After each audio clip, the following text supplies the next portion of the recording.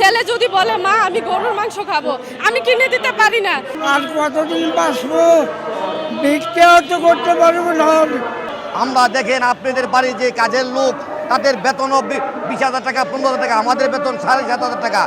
আমি নিজে আগে পার্লারে জব করতাম, এখন ওইখানেই না হইলো 15 থেকে 20,000 টাকা স্যালারি ছিল। আমি ভাবতাম যে আমার একটা সরকারি চাকরি, আমি ঢাকা শান্তিনগরে জব করতাম, ওইখান থেকে ছেড়ে দিয়ে যে একটা গ্রাম পুলিশের চাকরি, আমি অনেক খুব গর্ব করে যে গ্রাম পুলিশের চাকরিটা নিছি।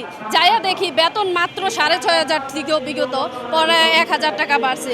এই টাকা দিয়া আমি নুন আনতে পান্তা ফুরাই, ছেলের একটা কলম আর একটা একরিম খাতা আনতেই আমার ফুরিয়ে যায়। ছেলে যদি বলে মা আমি গরুর মাংস খাবো, আমি কিনে দিতে পারি না।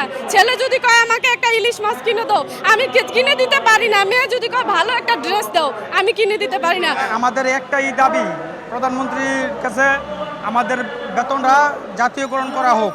আমাদের যে 7,500 টাকা বেতন, ওই বেতনে মা বাবা ছেলে সন্তান নিয়ে চলাফেরা খুবই কষ্টকর।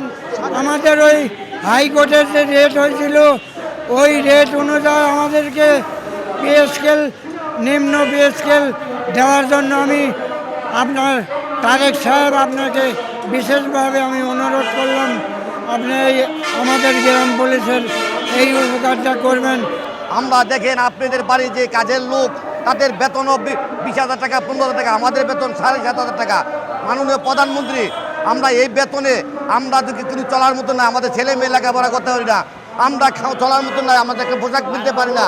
আপনি যদি দয়া করে আমাদের জাতীয়করণ করেন, আপনার কাছে আমাদের জীবনে চাকরি করাও সার্থক হবে। মাননীয় প্রধানমন্ত্রী, আর কি বলবো, আপনার কাছে আমরা জীবন ভিক্ষা চাচ্ছি।